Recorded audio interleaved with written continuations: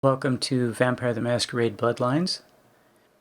This is 10.5, the plus patch, and what's interesting about the plus patch, 10.5 is the book glitch is gone, so just thought I'd mention that. Yeah, something very interesting is happening right now as I'm filming these, is YouTube is going back through all of my past videos and blocking them of Vampire the Masquerade Bloodlines. People have reported this happening to some Ultimate General Civil War videos too. Why the algorithm is picking up on songs and music that's been in videos that have been on the internet for 4 years, I do not know. But I have videos from 4 years ago that are being blocked. Again, I don't mind if they get demonetized because I don't make a penny on any of this. But they're being blocked, and that's a whole different thing. So, yeah, this got a little buggy there. So I have to file claims, and every day it's new videos are being blocked. I don't know if anyone out there has any power with YouTube, but could you please tell them to stop being complete jerks? I don't know what the reason for this is, but I assume it's something stupid that YouTube is doing. So there is a consortium or a couple consortiums that can claim ownership of videos. It seems like 4 years ago some of these same videos got blocked and they're just doing it again. Man, there ought to be some system where something gets resolved and a video is published and it's held to be good. The consortium that places all of these stupid claims, look, if they want to put a commercial on the video and these people think they should get paid, fine. And the guys who did pilots to the stars, yeah, if they want to put a commercial on my video and collect 23 cents over the course of 10 years, great, knock yourself out. But man, it just having to go back, having to check your email every day and go back and resolve the same disputes over. I mean, it just gets tedious. I guess it could be worse. I mean, some guys have had their entire channels just blocked outright, I guess. So they haven't terminated my channel yet. Okay, I'm talking through this because the first couple levels are easy. There are only 2 spots. I have sneaking of 6, I think. Sneaking of 6. And there are only 2 spots that are dangerous if you're just a little bit creative or clever. Careful. I'm going to point out where those are. Anyone who's done this quest knows that the very last spot is dangerous and there's a whole bunch of people there. And that's the spot right before you pick up the case. And then there's a very well, extremely well lighted section before that. I don't think it's the one right before it, but it's really bright, well lit, and there are a whole bunch of guards or criminals there. So what I'm going to do is I'm going to hit blood buff and increase my... I almost got caught there by being a little bit careless. So third person, don't walk in front of somebody. So I'm going to wait for these guys. As soon as they turn around, and they will, I'll be perfectly safe. Yeah, and I'm far enough away from the other guys you could see them coming down, but it's dark enough here and you're far enough away. This is level 2. You're very safe. Each level is just a little bit more dangerous than the level before. So, but really they're only... I think I've made it through here at level 5. But level 6 should be very safe, except for 2 places. And level 7 would probably be probably be safe everywhere. So, yeah, see, this area is not well lit. I have the gamma turned way up, but this area is level 2. It's not particularly well lit. The little monitor is still green. Yeah, I was right next to those guys. They were theoretically looking right at my character, but if you stay in the corner, they'll move away perfectly safe. There is a spot coming up where that is not going to be the case. Okay, this guy, now this is just something, there's so much in the game you just have to know. This guy is, you can kill him and still get the bonus XP. I could trance him and he'd probably run away, is my guess. There's a guy across the way. I'm real sure I can stealth kill this guy, and the guy on the other side wouldn't see me. But I'm going to stealth kill this guy quietly. I don't want to pick up the weapon. Did I pick it up? No, I didn't. I want to pick it up at the end of the quest and sell it. So, yeah, we're perfectly fine. And, yeah, unless West 5 changed it, and I don't think he did, you get the bonus XP, even if you kill that guy. But that's the only guy that you can kill. So,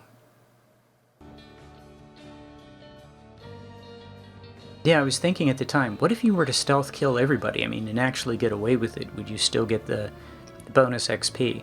Is it just don't get detected, and a stealth kill doesn't count as being detected because theoretically no one detected you. Even the guy who died so fast he never knew what hit him. Don't know. But anyway, I stealth kill that guy just because it's the easiest thing to do.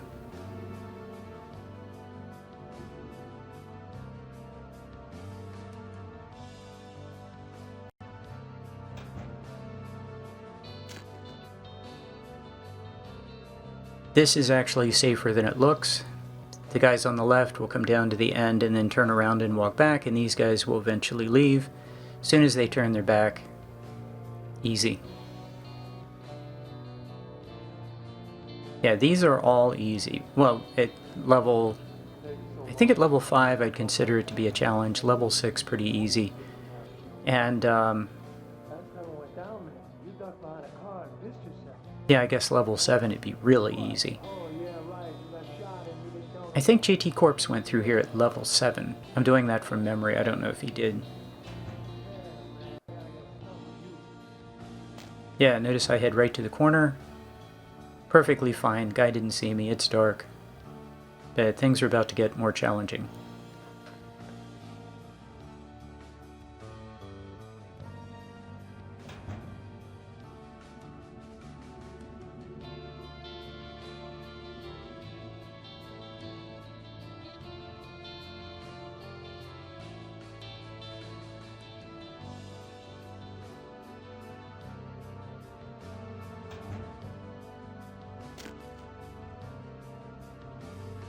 Yeah, there's nothing here. The guy down at the bottom cannot see you.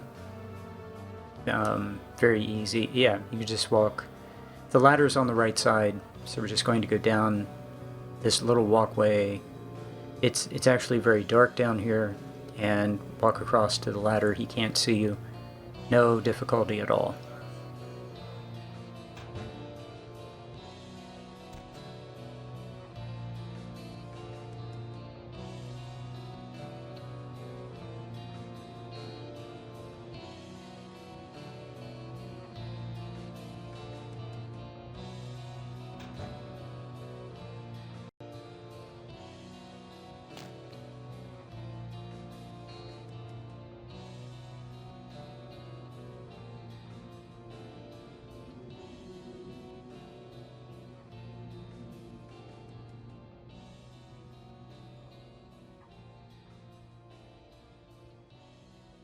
Now you'll notice this is fairly well lit here. So what I'm doing is I'm just waiting. Okay, those guys are going to go on a walk. This is actually the well lit place. I should hit blood buff here.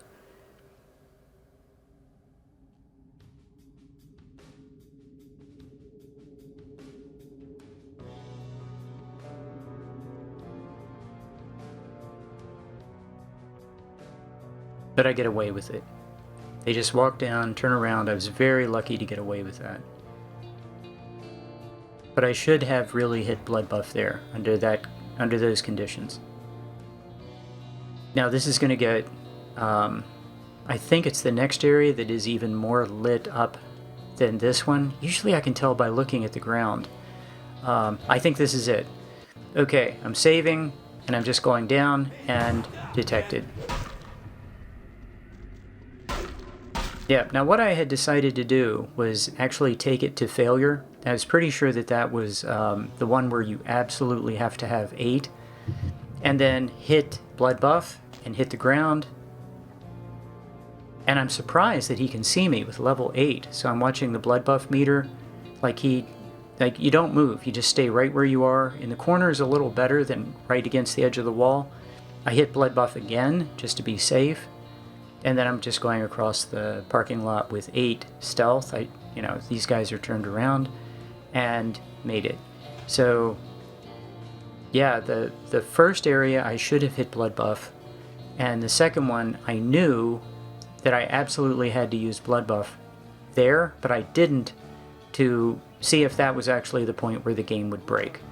So this is the next point. You must use blood buff here to be safe. And I have, what do I have? Like 6 blue blood packs, and I was thinking the whole time I'm going to use one of the blue blood packs, but I didn't need it. But I was perfectly content to keep hitting blood buff all the way to 0 and then take a blue blood pack. So these guys are moving, hit blood buff again, and notice how the meter is green. That meter will normally, okay, it did go to yellow for a little bit, but that meter will normally be yellow or red at a certain point. And I think the guy on the far left is very likely to see you. The guy on the left, these guys are blind, they can't see a thing, so you don't worry about them at all.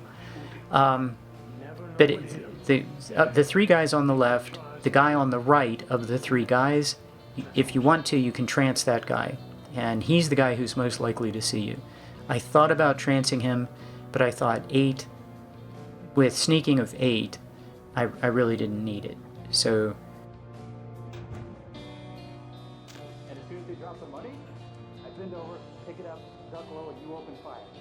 okay, and we have the briefcase. We're in great shape. Now we're just going to get out of here. This is, just run away. That's all. We got 1 XP. Yeah, and now just run. Yeah, these guys aren't going to do that. Oh, I can pick up a bat. Yeah, these guys aren't going to do much. Yeah, I don't care. You guys fight it out. I'll go ahead and pick up Mac 10.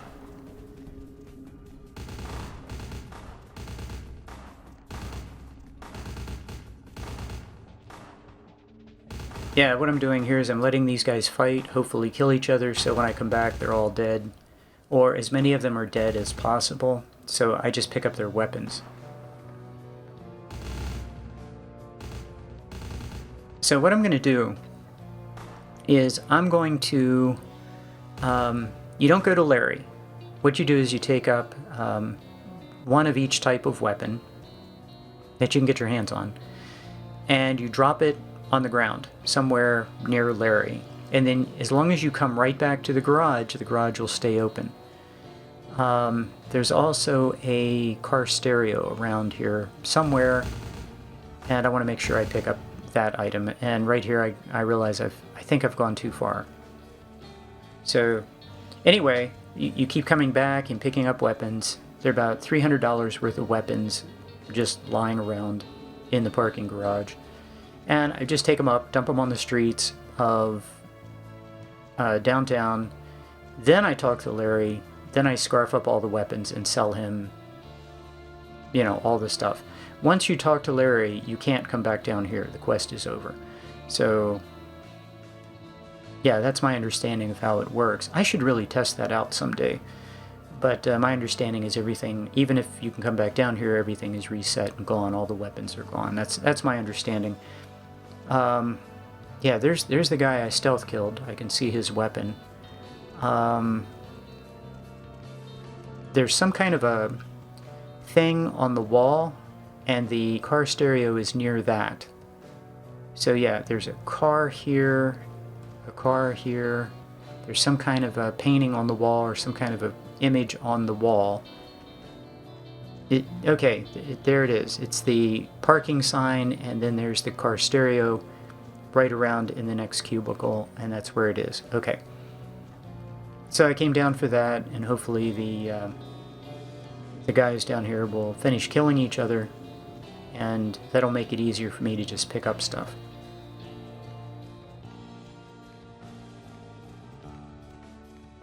Pretty straightforward mission.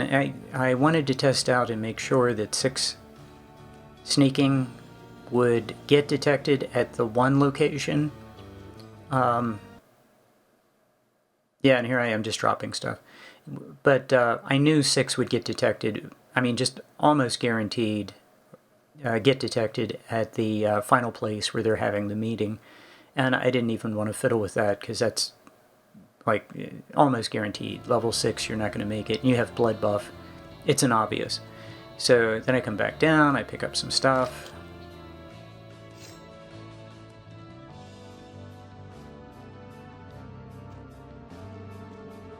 And yeah, is this really worth it? This is... I could use some blood. So I'm going to trance this guy, feed on him. And yeah, I'm glad there are a couple guys alive because I'd just as soon feed on these guys. This is still a combat area. The little pistol symbol is over above the health bar. So that's great. And I'm going to... So I'd like to feed on another one. There's another one or two down here alive. I'll feed on... Hey, somebody's shooting at me. You can't do that.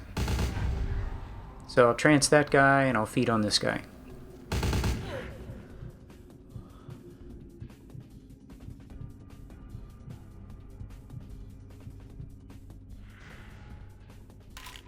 Yeah, that's good. Where'd the other guy go? I'm still not topped up. Oh, him. Okay. I'll trance him.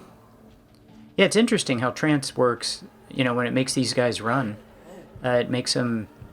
Yeah, it's different than they just stay in place. So I have to get used to that, because in the older versions you tranced them and they just kind of went into a trance where they were. This running away thing, I've read in the comments and other places people don't like that, and it is a little weird. It's like as a Ventrue, you would have the power to make them run away or stay in place and kind of go into a trance or start dancing or, you know, do any one of a dozen things, but you would have the power as the Ventrue to control what effect you had on the target. Like, you wouldn't tell them run away and they just go into a trance. So, okay, drop. Yeah, I'm getting rid of all these. Yep, there they go.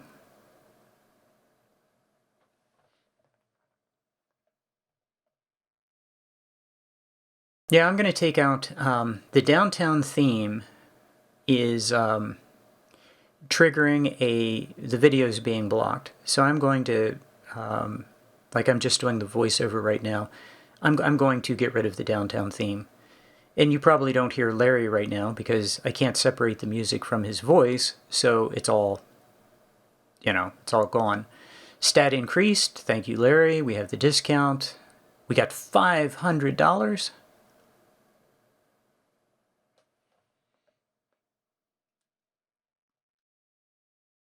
Did I only get 1 experience for that? I thought this was worth more XP than that. Okay.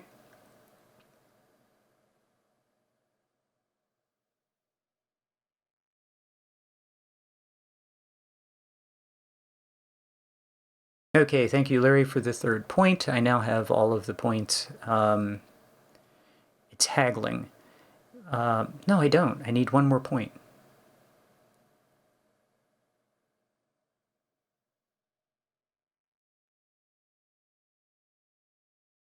Oh, I know what I need. Yeah,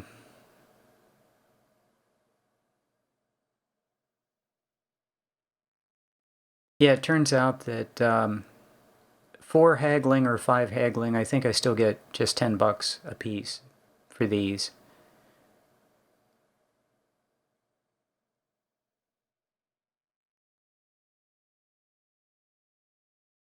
Okay, anyway, what I want is the clothing, because I want to go get the book. That's going to give me my 5th point in haggling, which is the last point that I'm going to need. But this will keep me alive. Well, this will help keep me alive, and it's not going to be that much cheaper with the 5th point. So, yeah,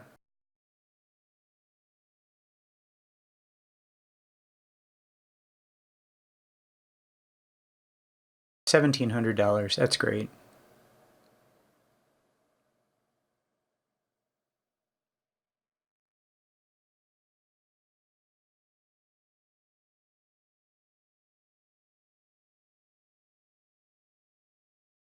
And there are no stat penalties for this, so you just get +1 armor, as you can see on the screen, and no loss to dexterity. Perfect. So might as well wear this. And it looks great. So yeah.